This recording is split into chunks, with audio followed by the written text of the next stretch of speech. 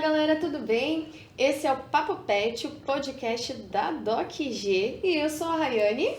E eu sou a Jennifer e hoje a gente está aqui com uma médica veterinária especializada em silvestres, a Joanne Barsic. Muito obrigada por ter aceitado o convite. Olha só, já presente. Seja bem-vinda. Eu abro agora. Pode Agora. abrir. Ai, meu Deus. Uma canequinha com chocolate. Com seu nome. Com meu nome? Chique. Joanne, você pode se apresentar melhor, contar como que você iniciou no mercado, por que você quis trabalhar com isso, porque o sonho de ser um médico veterinário vem de muitas crianças, né? Agora isso de ir pro lado de silvestres, pode contar a tua história aí. Veterinária é persistência e teimosia, né? Todo mundo quer ser quando é criança e eu fui embora. Mas quando eu estava para me formar no colégio, eu estava entre biologia, que eu sempre gostei de meio ambiente e animais, ou veterinária. Então fui para veterinária e já comecei traçando a carreira de silvestres e exóticos. Desde o início, assim. Desde o começo. Que legal. Ironicamente, eu sempre tive cão e gato, mas eu sempre gostei da área de meio ambiente, zoológico e animais diferentões. E daí isso fez você partir aí para esse lado mais exótico, silvestre da profissão. Isso. Aí eu já entrei na faculdade fazendo estágios na área, né, tanto em clínica de pets não convencionais, como também em zoológico. E aí, assim que me formei, já comecei a atuar na área e me especializando em pós-graduação e afins. E o que é considerado um animal exótico? O exótico, a diferença entre o exótico e silvestre é que o exótico passa maior parte do tempo da vida dele fora da nossa fauna. E o silvestre, mais dentro da nossa fauna do que fora. Então, basicamente, quem vem de fora para cá é o exótico. Né? E os nossos silvestres são os da nossa fauna. E como que a gente assim consegue um animal exótico? Tem alguma maneira legal de conseguir, algum termo? Tá, então, quanto a adquirir esses animais, teria que buscar em criatório, que é certificado pelo IBAMA. Né? Então, não é todo criatório que está certificado, então tem que cuidar com isso. E tem alguns animais que são mais fáceis de conseguir que outros? Tem alguns que já estão na listagem do IBAMA como animais domésticos, então não precisa de anilha, microchip, certificado, como por exemplo as calopsitas, né? Já são consideradas domésticas e elas são exóticas, né? Lá da Austrália. Que legal. Papagaio também entra nessa? Não, o papagaio precisa ser registrado. Eu vejo tanto passarinho assim sendo vendido também, né, em pet shops e tal. Até a casa agropecuária, né? Sim. E daí esses canarinhos, esses assim, já é doméstico? Depende da espécie dos canários, tem alguns que são considerados domésticos, não precisa também de registro, mas outros sim. Tá? Então vai depender muito da espécie, mas a lista do IBAMA está desatualizada sobre alguns animais domésticos. Então a maioria acaba necessitando aí de certificado e autorização. E daí a pessoa paga por isso? Paga por esse certificado e essa autorização? Ou é um processo legal, assim? É um processo direto com o criatório. Então, quando o tutor vai comprar, já está tudo pronto. Né? Aí ele recebe o certificado, já com a autorização do IBAMA, enfim. Quem faz esse trâmite é o criatório, não o tutor. Ah, não é o tutor. Porque, assim, por exemplo, alguém tem um animal exótico, um tucano. Aí a pessoa tá lá com esse animal de forma ilegal, mas ela tem o interesse de legalizar ele. Como que ela poderia proceder para ir atrás dessa forma de legalizar? E polêmicas. Tá. Então, até uma certa época, ali no Instituto Ambiental do Paraná, ainda conseguia. Hoje, infelizmente, não mais. Tá? Então, um animal que não é registrado não vai ser mais. Tá? Então... E daí, se bater a fiscalização, a pessoa corre o risco de Se tiver denúncias, né, que geralmente não é da área dos veterinários fazer a denúncia, mas às vezes um vizinho, alguma coisinha assim, que denuncia, a polícia pode sim retirar esse animal. Só que tem como o tutor recorrer, né, então a gente sempre indica para esses tutores que vão em frequência no veterinário, pegar o registro de atendimento, comprovar que está sendo bem cuidado, ter registro fotográfico de vídeos, né, interação, alimento. E aí entra ali com o advogado para tentar reaver o bichinho. Só que é até correto ser difícil, né? Porque se fosse fácil, aí ia estimular mais ainda essa forma ilegal de conseguir esses animais, né? É complicado. A questão de legalização aqui no Brasil é um pouquinho trabalhosa, porque tem muita lei em cima dos criatórios. Então, de certa forma, acaba fomentando ainda mais o tráfico ilegal. Também. Né? Também. Tanto o inverso. Porque os criatórios, tem muitos criatórios muito bons, que eles têm capacidade e estrutura para conseguir fazer com que isso aconteça, só que custos, né? Muito imposto, muita lei em cima deles, então é muito mais fácil ir pelo trajeto do tráfico, infelizmente. Sim, é verdade. Vendo por esse lado felizmente, nossa, seria muito triste, né? E daí acaba que esses animais sofrem, né?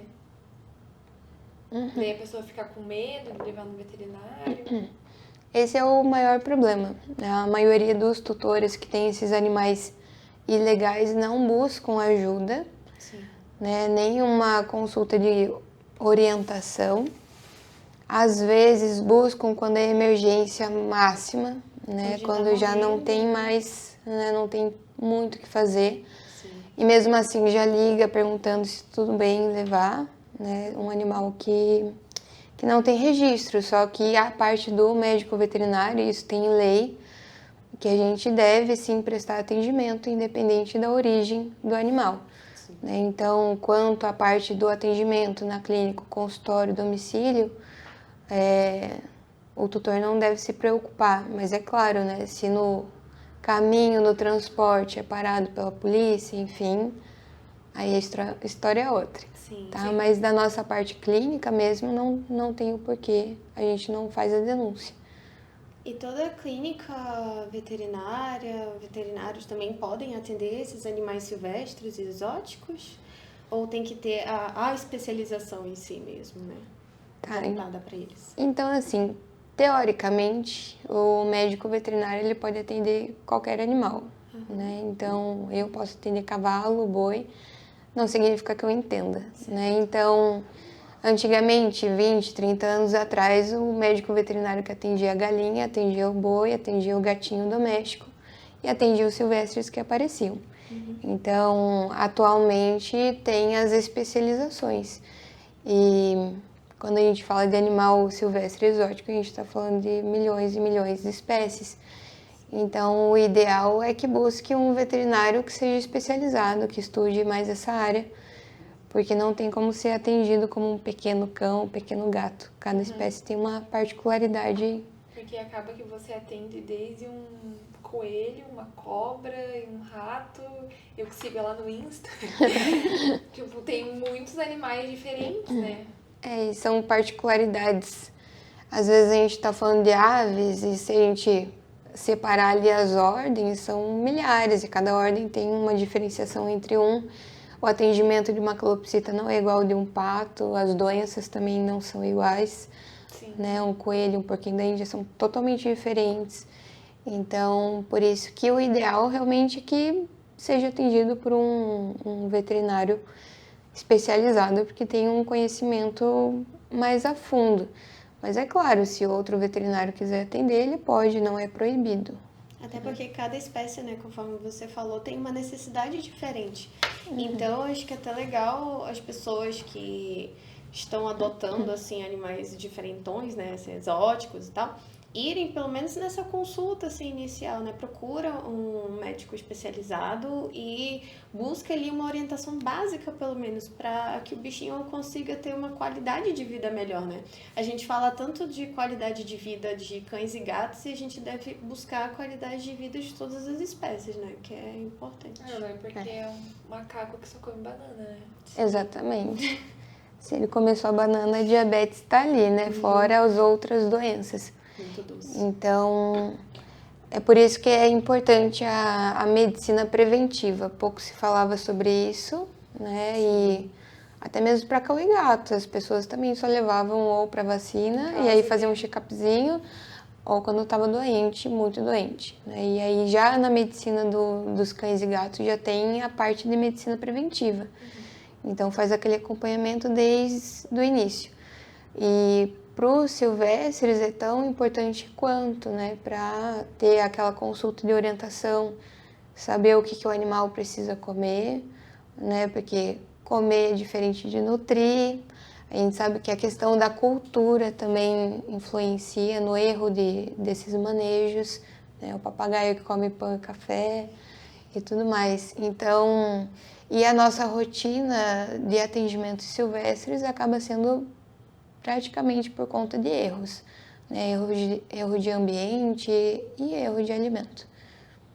E quais as espécies assim que você mais costuma atender no consultório? Aqui em Curitiba, a maioria é coelho, porquinho da Índia, calopsita, papagaio, são os principais. E aí tem as exceções aí em anfíbios, né, peixes também. Mas a maioria das pessoas tem aves e alguns roedores lagomorfos em casa. Eu tinha 4 porquinhos da Índia. Que saudade, coisa São mais fofinhos. linda. Tem que ter uma cuidado, né? Tem que tomar vitamina C, tem toda uma questão da alimentação, do que eles podem comer. Pode comer um dia da semana, daí 3 dias na semana. Não tem toda essa regra de alimentação para porquinhos da Índia, por exemplo? Porque eu acho que tem bastante gente aqui que tem, né, porquinho da Índia em casa, então acho que seria legal. Você consegue dar algumas dicas, assim, com relação à alimentação? Então, assim, na verdade, a nutrição mais adequada tem uma base, né, que a gente segue para as espécies, só que daí é necessário seguir um acompanhamento para ver se está funcionando, né, como fora de uma receita de bolo. Às vezes o que funciona para um não está funcionando para o outro.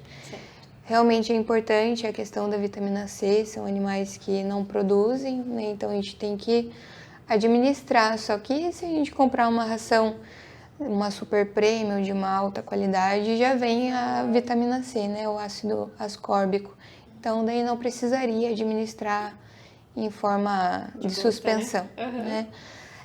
Quanto à alimentação, 80% da dieta, vamos dizer que é matéria seca, feno.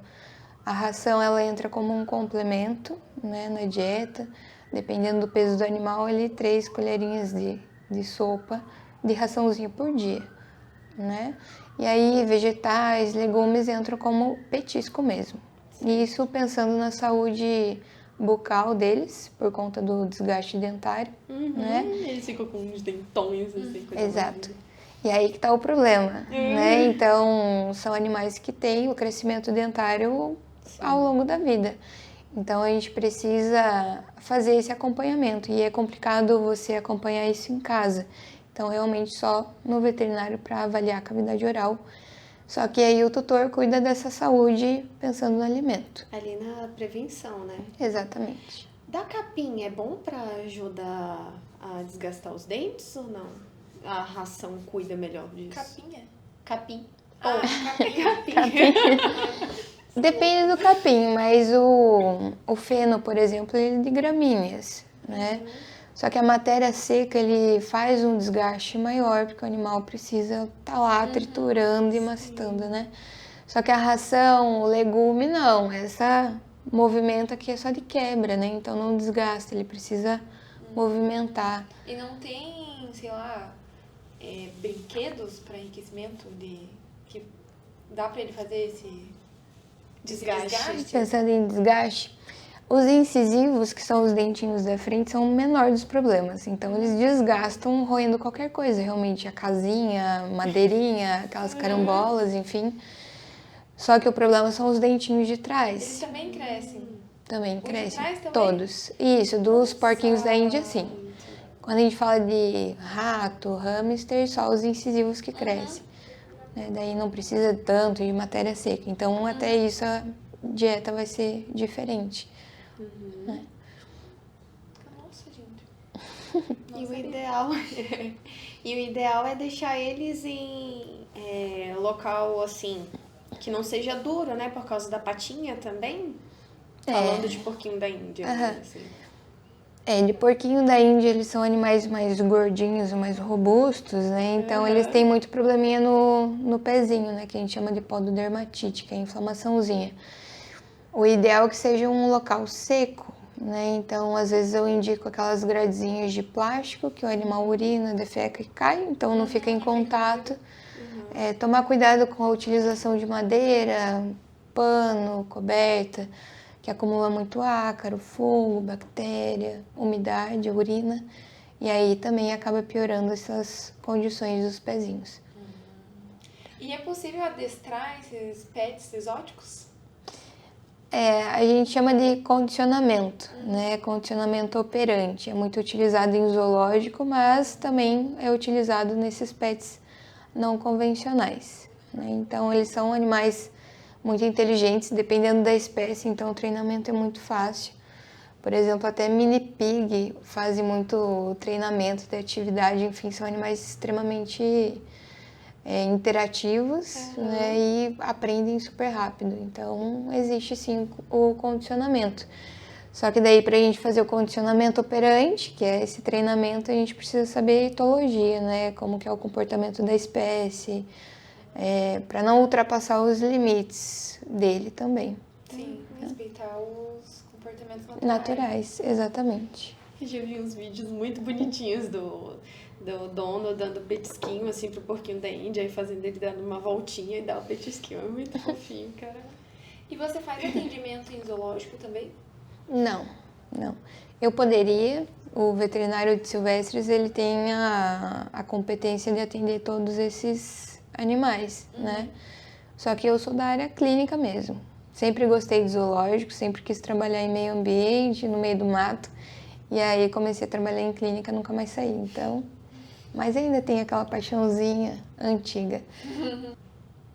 Conte pra gente um caso muito surreal aí que aconteceu.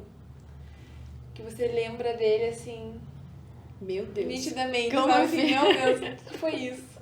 Putz, um caso que eu possa contar sem ir pra cadeia, sem denúncias. Brincadeira. Eu acho que pode. Complicado, peraí. Vamos lá. Eu não sei o que seria muito bizarro, assim. É que Interessante, curioso. É um atendimento diferente, assim, que tu Diferente. teve que fazer.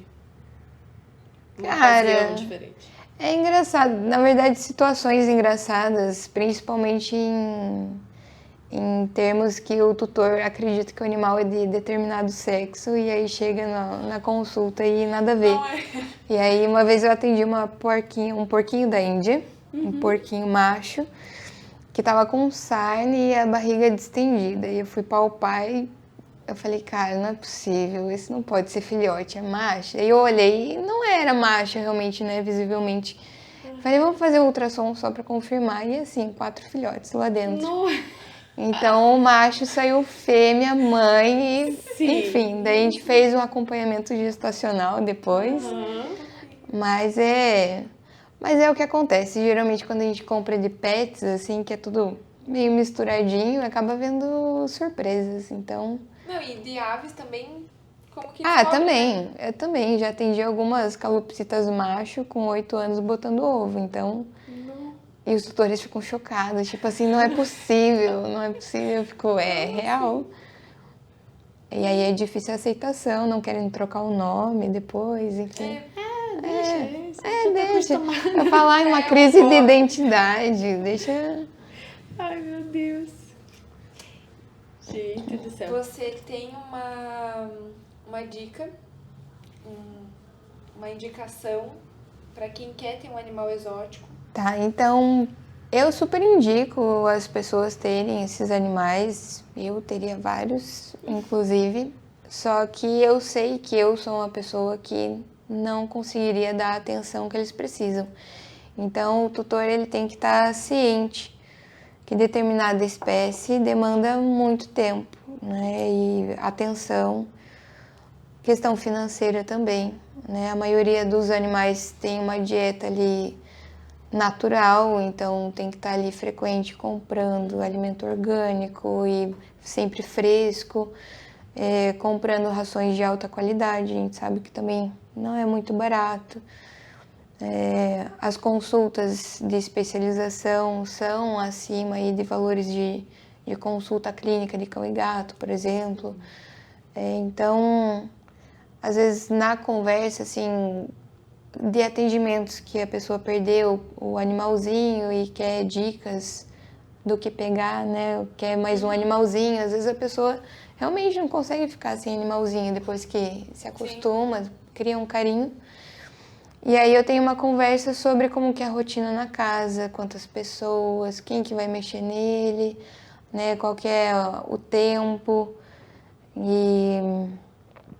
Então isso é complicado. Então, por exemplo, para quem gosta de primatas, né? É um animal que requer muita atenção.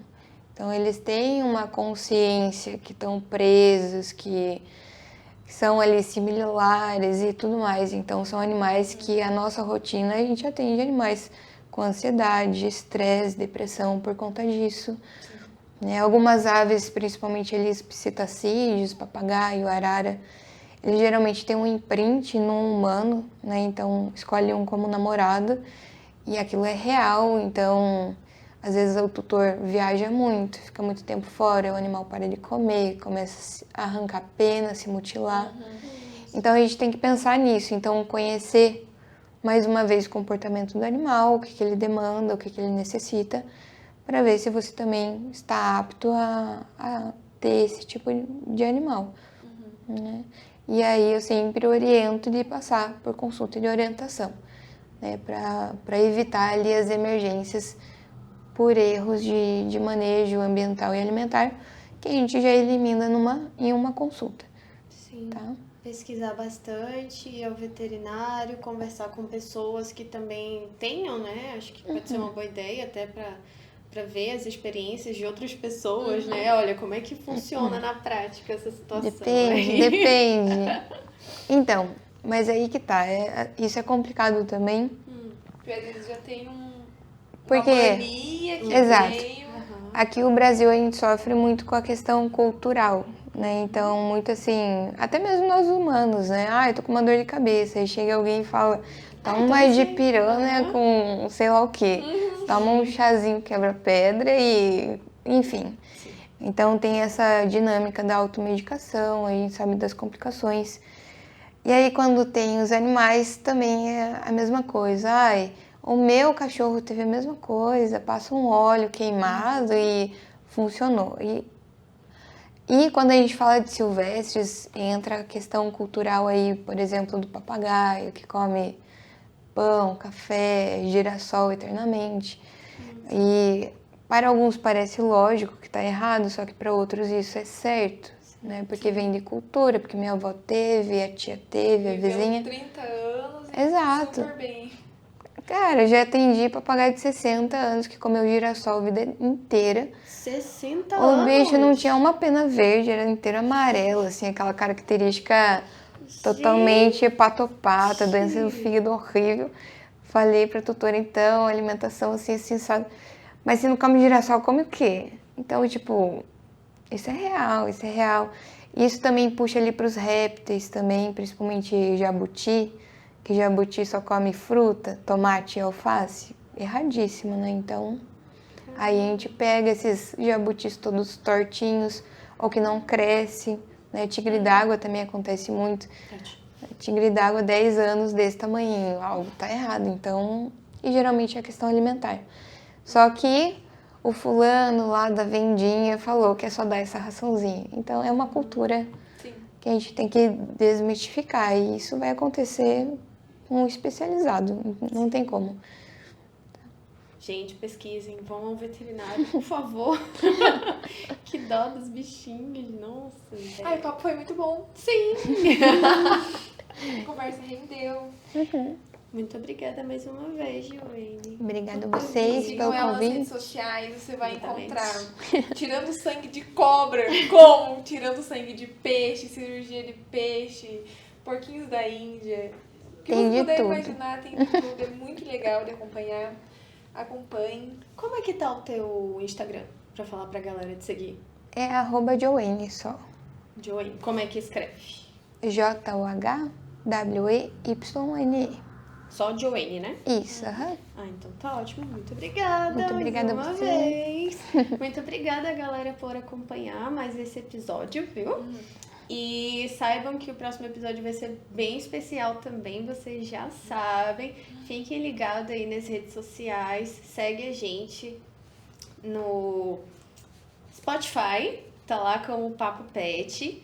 No YouTube tá lá no canal da DocG, tá? Authentic Pet também, tem uma partezinha lá do Papo Pet, tá? E é isso. Até mais, pessoal. Tchau. Tchau, tchau!